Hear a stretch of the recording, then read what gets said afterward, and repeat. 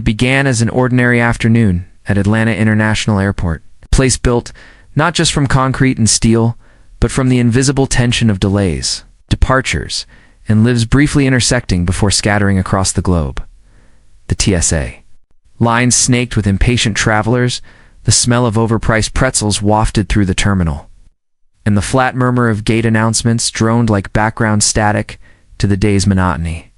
But amidst the sea of anonymity, one woman moved differently, not with arrogance, but with the composed poise of someone who knew who she was and refused to shrink. Jasmine Crockett, U.S. Representative from Texas, had just cleared the first security checkpoint. Her travel attire was unassuming, an elegant slate-gray blazer, matching slacks and low heels, but it was her bearing that stood out. She didn't carry herself like a celebrity or a politician hungry for attention. She carried herself like a woman who had spent years standing in rooms where she wasn't expected to speak, but made them listen anyway. She moved with that calm dignity born from battle-tested purpose. Still, to the airport, staff tired, stressed, and largely indifferent to the power dynamics they'd unknowingly stepped into. Jasmine was just another black woman with a carry-on.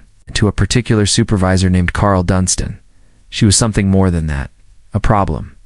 Carl, mid-50s, with thinning hair and a gut that sagged beneath his navy vest, built a reputation in the terminal. Some called him old school, others, less generous, simply called him petty.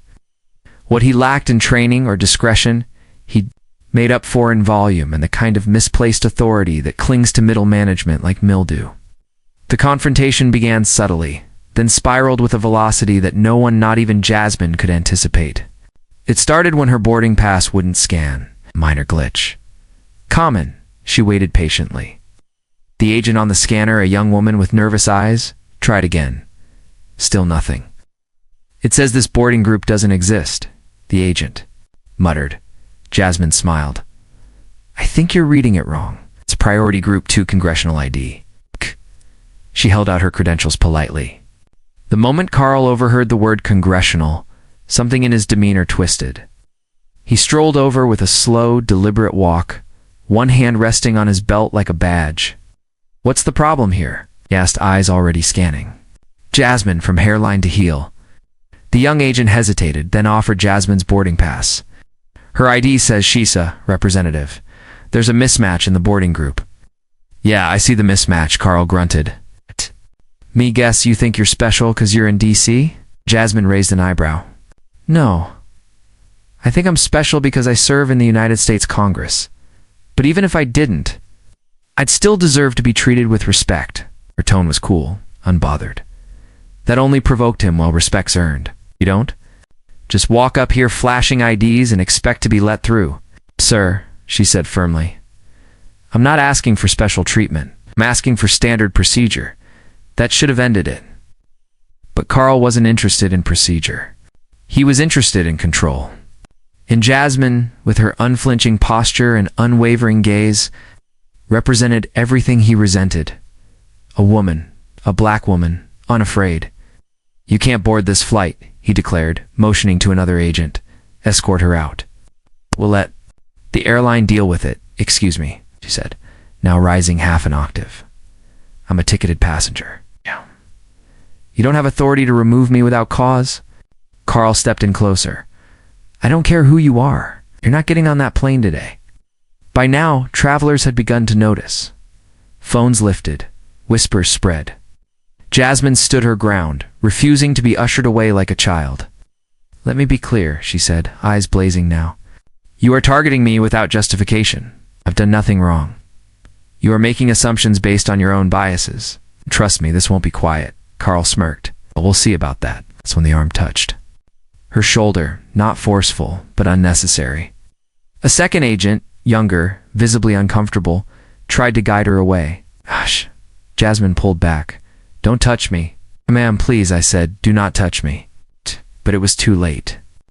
In a matter of seconds, she was flanked by two staffers and being pushed back from the boarding area. Her belongings still on the conveyor, her name now a murmur across the terminal. Cameras captured it. It's the scene. A black congresswoman legally ticketed, cleared by security, physically removed from her gate by airport staff under the vague command of a man whose pride was louder than his understanding of the law. No one knew yet that they'd just committed career suicide, but they would.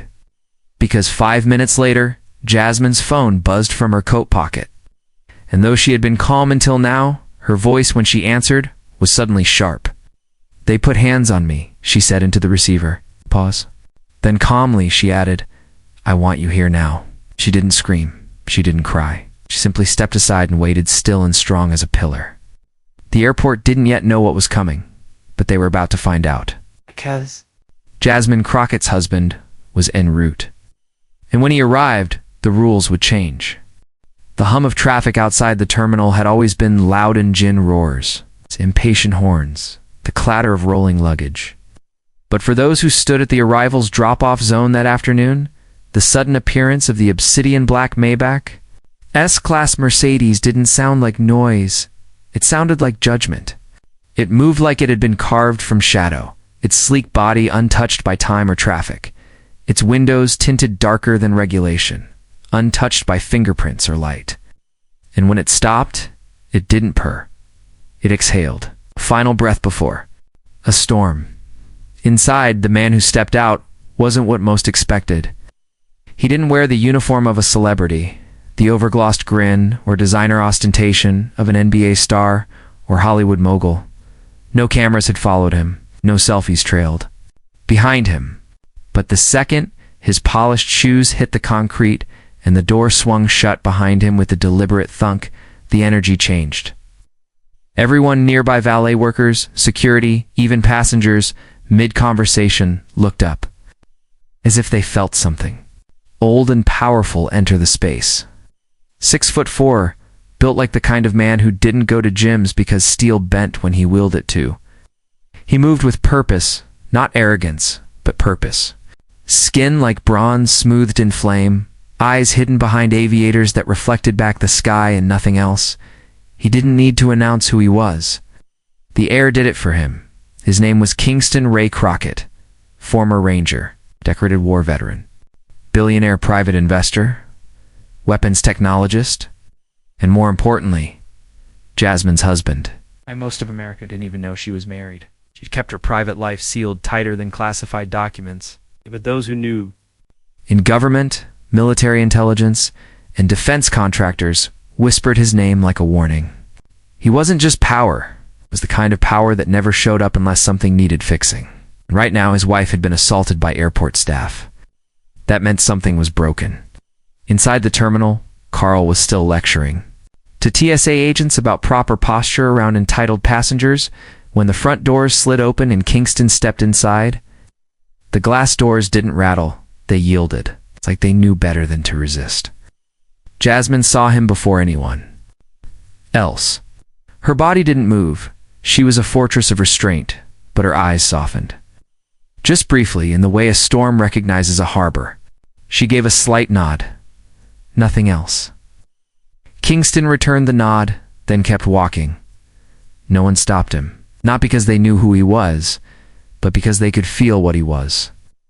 The type of man who didn't raise his voice to demand a room's attention. He simply entered, and the room obeyed. The type of man whose calm was more terrifying than any fury. Carl spotted him second. His reaction was instinctual, involuntary. He stood straighter, but his chest deflated just a hair. Something ancient inside him remembered this man's silhouette. The predator in the tall grass. It's a king whose presence made even alphas step aside. Kingston stopped 5 feet from Carl. "You're the one who touched my wife?" The question wasn't loud. It didn't need to be. Carl blinked. "Sir, if this is about the misunderstanding, it wasn't a misunderstanding."